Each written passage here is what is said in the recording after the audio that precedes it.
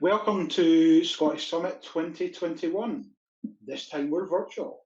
It was an interesting way of getting everyone to the venue. We know that we couldn't have you physically here, so I thought my captaining or piloting skills were going to be the order of the day to get everyone. So hope you enjoyed your tour of Glasgow and a non-bumpy landing. Yep, that was your first exposure to a bit of Microsoft tech there, using Microsoft Flight Sim to get you here for today. So I hope that you do enjoy it. I hope you are, if you're a clapper, I hope you applauded the landing. I didn't. Nobody clapped. No one clapped. But anyway, definitely thank you all for coming and tuning into this day that we've got planned for you today. There's, 365 sessions? 26 new speakers that you've seen up in the week leading up to today, and you'll see some of them throughout today as well. We're covering all sorts of subjects here within that Microsoft stack. We've got Azure, we have Dynamics, and everything under that: Power Virtual Agent, Power Automate, the whole biz apps. We've got Microsoft Office, we've got personal skills. Pretty much, if you work in a Microsoft environment, there's something here for you today, and we just hope that you really, really enjoy that. It's going to be an awesome day. I mean, one of the big things that we're very proud of is the fact that we've been able to give a platform to new speakers. Speakers that maybe haven't had the opportunity before within the community, maybe personal things stop them from being able to travel. There's lots of different things that stop people being able to speak, and hopefully we've managed to facilitate that and give some exposure to some new voices. I mean, we've seen some of the sessions, as Iain said, on the lead up to the event, and they've been mind-blowing. I would have thought half of these people were seasoned speakers. Kind of lends itself to there's been a lot of mentors who have really stepped up and helped all of these new speakers. It's been absolutely fantastic. Yeah. So really just want to thank the new speakers, and obviously anybody that done any mentoring with them or anything at all there. Yeah, there's lots of people to thank. I feel it's going to be one of these Oscar speeches. It's a community event at the end of the day. And these community events really don't happen without sponsors. We've been quite lucky this year that the sponsors have been fantastic. They've come out in a number. So I'd just like to say a huge thank you to all our sponsors. We've got platinum sponsors like Microsoft,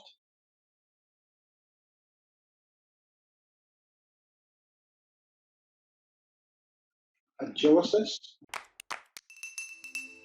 My name's Ben Scully. Join me today at 10 for our session on unlocking data insights for North Lanarkshire. My name's Luke Evans, and please join me today at 1300 for a session on transitioning to PowerShell Core. My name is Gavin Bell. Join me today at 2 p.m. with Linda Johnson for our session on Helping Hands. I'm Zoe Wilson. Join me at 3 p.m. in Nairn for my session on creating a more inclusive workplace. My name's Melanie Kingston. Join me at 4 p.m. for my session, Developing an Effective Track and Trace System for Guernsey. Hitachi Solutions,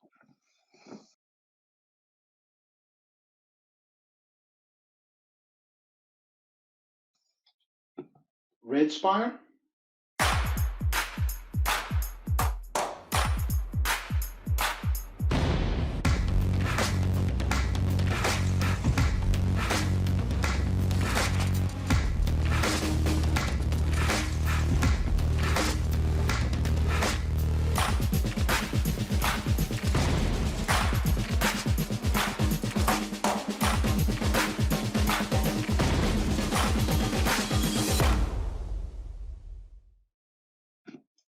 Script Runner,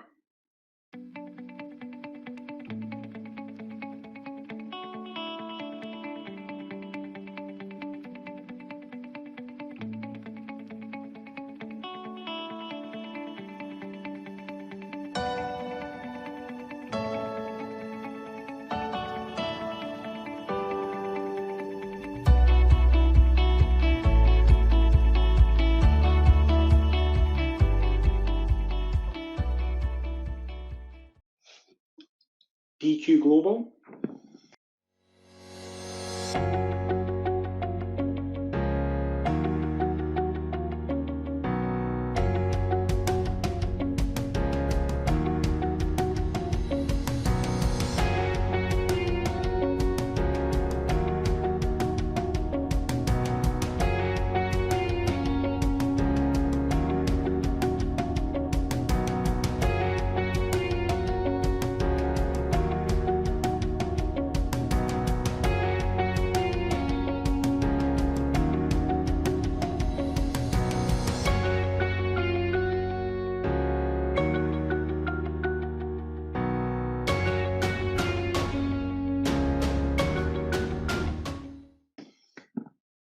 Docs 103.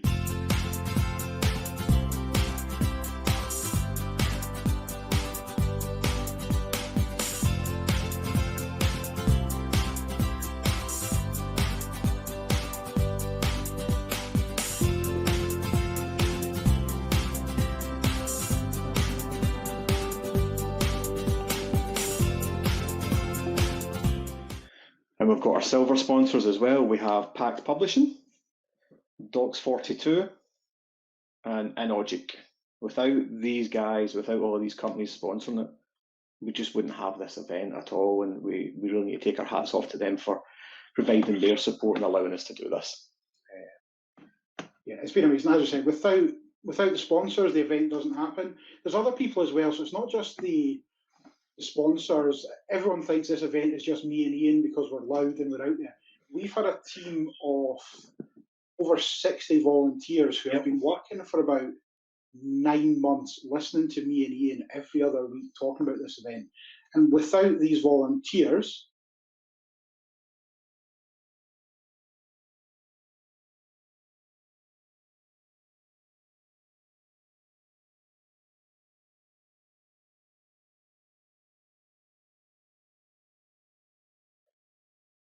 this event wouldn't have happened in the way it did. So, guys, we take our hats off to you. Thank you very much. And I hope everyone appreciates the time and effort that you guys have put into making this event happen. It's not just the Mark and Iain show. No, it's definitely not. And first year we done this, it was me and Mark, and I was definitely his buffer for the kind of lunacy, etc., that always goes on when we're organising these events. So bringing all the sponsors, the volunteers in there, definitely helped kind of take that little bit of buffer away from me. And that kind of leads on to our next bit a little bit for me. Our chosen charity this year is the Scottish Mental Health Association. And we've chose them, given the pandemic that's going across the world at the moment. Within Scotland, they're doing a fantastic job providing support for people that need their services. What we'd really like to do here is just take another moment of your time and let you know more about what SAMH do within Scotland, and give you some links if you would like to sponsor them. Obviously, the event is free. Some people may have taken some sponsorship when they take some tickets, and we appreciate every single penny that we can get, that we can pass on to them so that they can continue the services they're currently providing. Yep, so here's just a little bit about SAMH and what they do within the community in Scotland. Hi, I'm Robert from SAMH, Scotland's mental health charity. Right now we're living in difficult times, and it's okay to feel stressed and anxious. In fact, the chances are your friends, family and co-workers are feeling the same way. It's never been more important to protect our mental health and well-being, so at SAMH we've put together some tips to help with self-isolation, stress and anxiety caused by the current situation. You can find out more information at samh.org.uk/coronavirus. Tip 1. Keep to a routine. If your day has a bit of structure, you'll find that you have a sense of control, which can make a difference to your mental health and well-being. Take time to work out how you will spend your time each day, write it down and check in with your schedule often so you can keep on track. Tip 2. Find new ways to spend your time, relax and be creative. Finding ways to fill your day will help you feel productive and help your mental well-being. Make sure to mix it up too. Revisit old hobbies or maybe try some new ones that will help you to relax and bring out your creative side. Perhaps you might try drawing, writing or colouring in. The main thing is to find activities and projects that work for you. Tip 3. Connect with people. It's always good to talk, and while you might not be able to have physical contact with your loved ones or friends right now, there are ways you can keep communicating. Even a text, phone call or video chat can make a big difference. If you're struggling right now, then talking about how you're feeling can help. On the other hand, you might find speaking about other topics entirely can also help take your mind off things. Tip 4. Try to keep active. We know that keeping active not only helps our physical health, it also has a big impact on our mental health too. Keep in mind your own abilities and try exercises that suit your own situation. Exercising outside through activities like walking or running in the fresh air can help, but make sure to follow government guidance while you're doing this. Even if you need to stay at home more, right now there are still lots of ways to get active. Try looking for Keep Fit videos on YouTube or playing games that involve physical activity. You could try going up and down the stairs more, dancing to music, or cleaning your home. Get creative and see what you can achieve. Tip 5, monitor your social media and news intake. If you're feeling stressed or anxious, think about how your exposure to media coverage and news stories is making you feel. Although it is important to stay informed, consider taking a break if you feel things are getting on top of you. You may want to limit your social media and news intake in general if you're feeling overwhelmed. Tip 6, keep track of your feelings. Be mindful of your changing thoughts and feelings in these difficult times. Only you and maybe some of your close friends and family will know what your normal is. Using a mood diary to keep track of what makes you feel better or worse could help. You can then take steps to avoid change or prepare for situations that are within your control.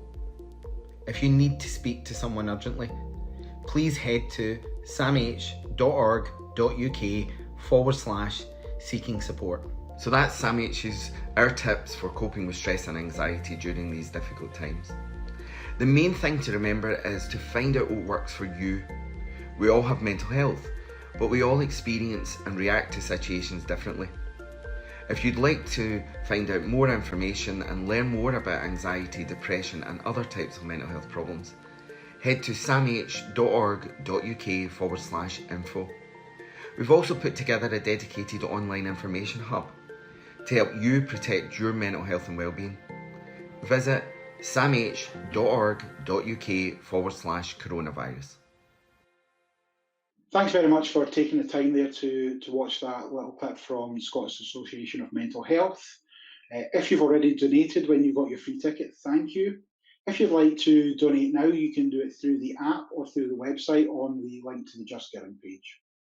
Now, we all know that nobody came here to listen to me and Iain waffle on for 20 minutes, so the coup de grace, shall we say, would be the sit-down interview that we conducted with James Phillips. Yeah, so we'll just cut to that, guys, and hopefully you enjoy that. I'll speak to you soon. Enjoy.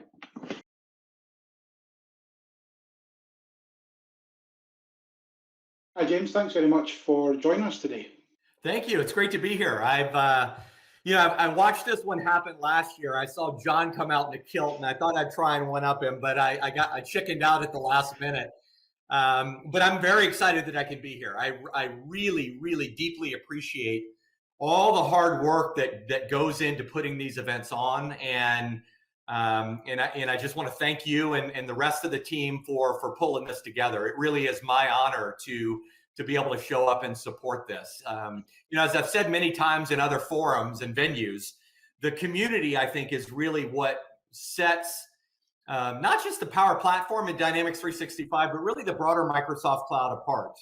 We would not be where we are today, and the community wouldn't be able to support the growth of the community if there wasn't this kind of really grassroots leaning in order to support those who are trying to engage with these technologies, these products and services, and frankly, to be a part of something that I think is not only changing a lot of our customers' businesses, but frankly, changing the lives of many of the individuals who discover the Power Platform or discover Azure, or discover some part of the Microsoft Cloud, embrace it, learn it, get engaged with the community, and then move their careers forward. So it's exciting to be here and to support it. I thought maybe I'd just share some of the metrics here. And of course, I'm looking on a Power BI dashboard right now, so I can pull the latest and greatest stats.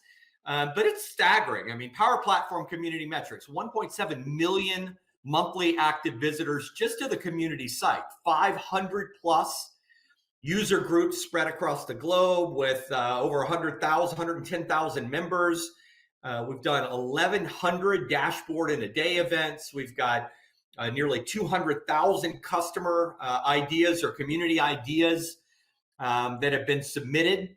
And so not only are you helping each other, frankly, you're helping us build these products that are changing business and changing the lives of those in the community. So really, from the bottom of my heart, thank you for being on this journey with us and for allowing me to show up here and be supportive.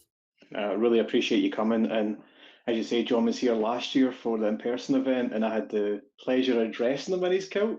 So definitely for the next sort of in-person one that we have, obviously after the pandemic, welcome to come over, James, and I'll do the same for yourself. Might be a little interesting, but we'll have a laugh at it anyway, right? Sounds good. But as you were saying there, obviously you've got lots of stats and stuff around the feedback that you're getting from all the customers that are there within the Power Platform. Obviously you've got that in the Power BI dashboard in one way, but what are you seeing as successes here, and what sort of learnings do you think Microsoft are actually taking from that? I mean, I think the real power of the Power Platform and where we have seen success, and again, when I say Power Platform, or I say Dynamics, or I say Azure, or I say Teams, you should just extrapolate from there to Microsoft Cloud, because we do truly view it as a singular and unified platform with many entry points and many supporting pieces, but it's one thing. I think, if we focus on the Power Platform just as one of the components for a moment, I think that what's really put the wind in the sails, if you will, of that part of the Microsoft Cloud is just how much empowerment it provides to people.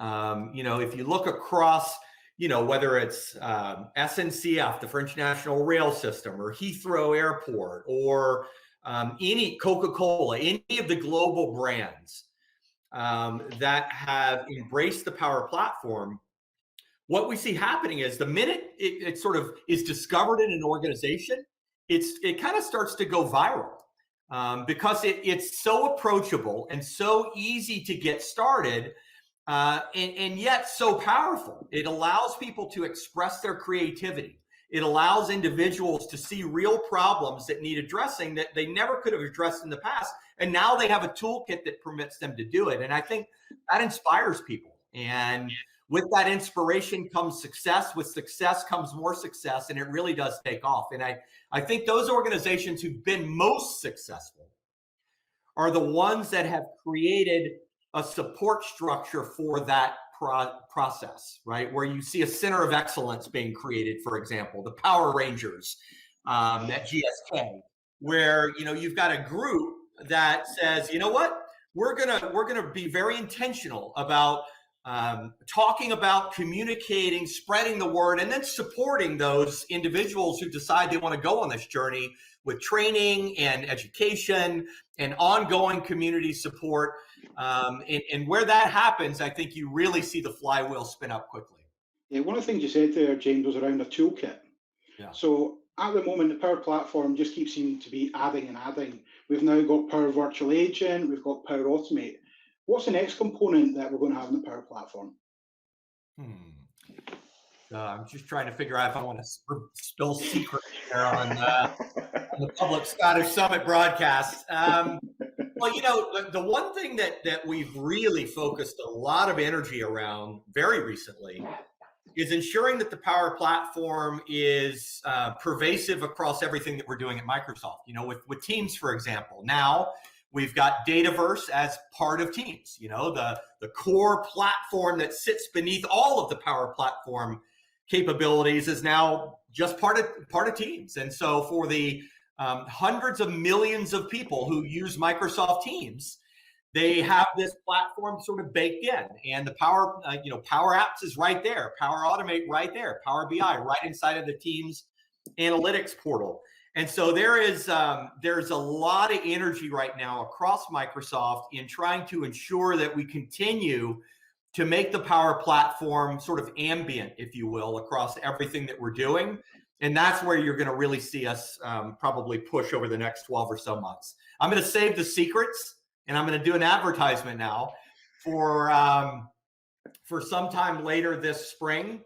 We're going to have a big sort of coming out party, and maybe I'll hint at what it's going to be, around cognitive capabilities. Think computer vision, Think the ability to do natural language interpretation. Think about the ability to have the ability to watch over a space and to make sense of it and to create solutions that aren't just based on the kind of data that we normally base our solutions on, but based on computer vision, listening to the audio happening in an environment, et cetera. So really sort of a reality platform, if you will. Maybe power reality is the thing to think about, perhaps. Off the back of that, obviously, there's that James Phillips wave coming in the spring, but there's lots of new technologies and things coming out within the marketplace that's there itself. So how do you see, or what do you think Microsoft would be doing to entice new blood, if you want, into that space about consultants and any actual makers of the platform itself? One of the biggest challenges we have, frankly, at Microsoft right now is that there is so much demand for what we're doing. You know, it's amazing, actually. If you go look, in fact, I have a stat that was provided to me by my team here before this call. I'll pull it up. So 31% of all job vacancies in Edinburgh are tech or IT related. I mean, it's just staggering, the amount of demand for those individuals who have the kind of skills that one develops when you embrace the Power Platform or Azure or the Microsoft Cloud or any tech, honestly, if I'm not being parochial to Microsoft. And so there's just huge opportunity. And, I feel in some ways bad saying what I'm about to say because so many people have suffered, frankly, through the pandemic, and it has been horrible. But at the same time, demand for, and frankly, the ability to work remotely has been only up and to the right on sort of the tech side. So in many ways, it represents such an opportunity for individuals and communities to pull themselves up into the future, by embracing and really getting engaged here. And hopefully that demand and the opportunity that's presented by that is enough of a push or a pull for those. But it's a problem. There is more need, more demand, more sort of sought after help in these technologies than we have folks to do it. So, if you're on this call, perhaps if you're watching this and you're thinking about your future, I mean, great opportunity to get engaged and really to chart a new course. It definitely is. I mean, we've seen a lot of consultancies spin up, or even consultancies who've kind of done a full 360-degree turn and kind of revolutionized their business during the pandemic. So it has had a lot of problems and a lot of bad things with it, but in terms of tech and IT, it has gone quite well. So what I want to ask you now, this is more, let's see what your answer is on this one, but yeah. What platform will win? The first-party apps within Dynamics 365 or Power Platform? So it depends is the short answer. I mean, that's a cop-out, but I'm going to say that anyway. It really depends. I mean, I think the thing about the Microsoft Cloud that I appreciate the most is that while it's comprehensive and unified, it allows anyone to adopt any part in any order that they want to adopt, right? And everyone's got a different near-term thing they're trying to solve for. They have different opportunities in front of them. And so we don't have here's step one, here's step two, here's step three, because every organization and every person is in a different starting point. And Satya loves to use this phrase, the decision is path dependent. But that's true. We're all on a path and we all have a choice to make on what to adopt and what to focus on. And what that is depends on where we are and where we've come from. If you are trying to do something like, transform a call center operation where you want full digital omni-channel ability to engage your customers, we have an app for that. I don't think I'd go build that from scratch using the Power Platform. If the problem you have is that you've got a million applications that you wish you had, that you don't have the resources to build using traditional means, and you want to empower your employees, I'd go look at the Power Platform first. And so I think it really is dependent on path. That's a non-answer, sorry. It's a consultancy answer, we're used to that. Don't worry, we get them as much as anyone else. Excellent. So Changing tact a little bit, maybe talking a little bit about community. So what role does the community, product evangelist, MVP play in the sort of roadmap that Microsoft are putting together, whether it be Power Platform, Dynamics, Azure? How do the community kind of put their spin on the roadmap? Do Microsoft listen to people for that? Oh my goodness. It's where we're doing our best work. Yes. And so again, I'll be blunt. There are teams at Microsoft that do a better job than other teams at Microsoft, as one would expect, right? It's not a homogeneous environment. But we're trying really hard to create that homogeneity by replicating where we see that being done best. I'll just pick on for a minute Power BI. I think Power BI is the pinnacle of a team that listens to the community, listens to their customers, and very aggressively and actively seeks to do what the community and customers say they need. In fact, on a part of the way that we run my business is every 6 weeks we do a product review. So the team for any given product line will come in and we'll talk about, growth of the service, usage, customer satisfaction, what's coming next, how things are going from a reliability perspective, sort of things you would expect us to talk about. But every team has its own spin on how they talk about it. And one of the things that I love about the Power BI team is every single time they come in with, here are the top 20 things on user voice. Here are the number of votes that we've seen. Actually, now we got rid of user voice and we're using Dynamics 365 ideas. So we're using our own stuff now, but here are the top 20 things. Here are the number of votes. Here's precisely where we are in the process of going after these. Here are the ones that we closed since the last 6 weeks together. And it's just this continuous, I love the fact that there's a hound behind you. 2 hounds. Whoa, they're appearing out of nowhere. It's the community just feeds into this. The more that the community sees that it's providing feedback and that feedback is turning into capabilities, it gives confidence that they're being listened to. And I think that's probably, if we had to list the top 5 things that have made Power BI the raging success that it is in the market today, that's got to be in there. It's a user community, customer driven product. And there's just so much power in that. Power BI is amazing, actually. It's one of these things where I think for a few years it was never used the way it should have been. More people are now beginning to adopt it. As you say earlier, everybody's got a different journey into it and they pick different things up. Certainly where we are just now, or where I'm just now, we're going through a big piece of adoption, the changing from Dynamics reporting, exporting to spreadsheets, and using Power BI and getting real live data, which is awesome to see, and it's awesome to see how it changes the business. But thinking about what you were saying there and the community input to it, slight pivot again, typical of Scottish Summit in that way, about looking at what we're changing the story on a lot of things. From the community, what do you think your favourite story you've ever heard is? It could be on a night out, it could be actually complete community driven of an interactive user group or anything, but what do you think your favourite story that you've heard around the community would be? Well, my favorite, if it's really as open as what's my favorite community story, it really is. I mean, we've highlighted SAMH at Heathrow many times, but it's the one that I just keep coming back to, honestly. SAMH, who I've had the great pleasure of spending time with, multiple times, really is what I hang on to when I think about what we're trying to do really at Microsoft. Our mission at Microsoft to empower every person and every organization on the planet to achieve more. It's a big, big mission, but it really does capture, I think, the imagination, and it's a noble mission. And I tend to care more about the empower people part even more than the every organization part.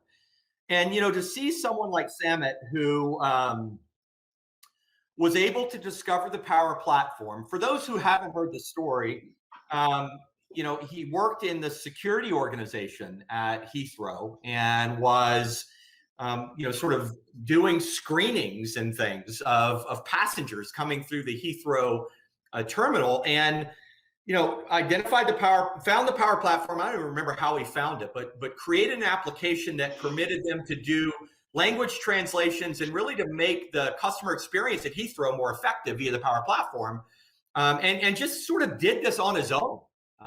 We just empowered him to go make a difference for his organization, but via that, it has propelled his career in a completely different direction. He's now an IT professional at Heathrow, and is loving it, and it's made a huge impact on the community around him and the rest of the organization. But most importantly, it's made a difference for him. Not to get too personal or sappy, but there's a video where SAMH shared that his father's proud of him because of what he's been able to accomplish via this. And man, there's no better feeling for me than to hear that kind of story. And that makes it worth all the hard work and all the long hours and all the challenges when we're able to take a person and to change their lives like that. That's what it's all about for me. I think you're right there, actually. I think the last time I spoke to Sam, his wife's now even creating power apps and things like that. Like, he's changed the ripple that he had from that is amazing. She said it changed his life. It's changed Heathrow security. They no longer have this massive book where they have to flick through it and show you pictures, because he's created a power app for it. It's magnificent. Yeah. So how is Microsoft investing in the Power Platform community now? So in a number of ways. One way that we're doing it is through there's a very large organization actually that's in my team that really does nothing but support the community. We've put up all the infrastructure, the community portal and websites and the ideas, capabilities. And so supporting it through technology, supporting it through digital means. But we're also trying to actively, I'm supporting it right now in some ways by just showing up. And what we're encouraging everyone in the entire organization to do is to be part of the community. Whether it's part of what we do in our day jobs or whether it's, participating just as regular community members at night and on the weekends. It's something that we're all trying to do. Me, my leadership team, and the whole organization. We just want to be part of the community. And I think given that we are, in fact, also building the products and services and supporting them and operating them on the back end, when we're part of the community, it brings a different perspective than other parts of the community, perhaps, which bring their own unique and valuable perspective. But I think more than anything, just participating, showing up, listening, sharing, answering questions, taking feedback. That's what we're trying to do, because I think that more than anything else will move the needle for the community. Microsoft Viva, how does that fit into the biz app space? How do you see that getting used? So I think, it's interesting. I was looking at Viva when it was announced, and the way that we've positioned it, which I think is beautiful, frankly. I would argue it's the world's only comprehensive employee experience platform. It's all about changing the experience of employees in the workplace, connecting them, making them more effective, and empowering them ultimately. And it's interesting. If the question is, how do you think about that in the context of business applications? I think there are 6 areas, business process domains, that every customer cares about. First one is customer experience. How do you build a platform or a process or to engage your customers, to ensure that they're happy with the products and services that you're providing? They understand, that's number 1. Number 2, your operational processes. And specifically, how do you go from whatever inputs you have to the outputs? How do you gather supplies and inventory and products and then turn that into your products and services? So your operational process. Your supply chain process. How do you gather all the things that you need in order to do it, whatever it is you do as a business? That's number 3. Number 4, your assets. You have money, inventory, equipment. How do you care for all of that? Number 5, your products and services themselves. In a world where everything is increasingly connected, where when I sell a thermostat, now that thermostat talks back to me. and I can see how my users are using my products and services. That's number 5, connected private systems. But 6, which I would argue I've saved the best and most important for last, is employee experience. How do you ensure that your people feel like they're empowered to do their best work and they're armed to work together collectively to enact and implement those other 5 core business process domains? So it is an inextricable part of the broader the broader sort of business application or business process landscape. And I'm super excited, actually, that I wasn't even on the front end of the planning for that. I saw it when it announced, right? I mean, this company's so big, things happen all over the place, and you just have no visibility. But when I saw it, it really it resonated with me, and so I'm eager to go really start to connect the dots between that and the rest of the work that we're doing.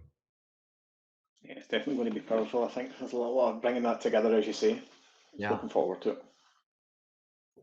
Great. I think if we wrap up, James, have you got any closing comments for the community you'd like to finish with? I don't think so. I mean, I think we started with what I wanted to say, but I'll just close with a thank you. Thank you to both of you for hosting me today, and for the team of individuals that I know are standing behind you that have put all of this together. And thank you for everyone for the interest and the engagement in the community. We could not do this without you. You're touching the lives of people. I know it sounds hyperbolic perhaps, but it's true. It's really happening. And so thank you for the investment in this. And I can't wait, hopefully till next year, to be on the ground in Scotland when we do this the next time. So until then, thanks so much. Thanks very much, James. Hopefully everyone in the community got some valuable information out of that. We've now got over 365 sessions that you can go and enjoy, so I hope you enjoy the rest of your day. Yeah, thank you very much again, James, and to everybody else. As Mark said, 365 sessions. Tweet out on social media, get on LinkedIn, do some posts, and hashtag SS2021 into it. Thank you very much. Cheers.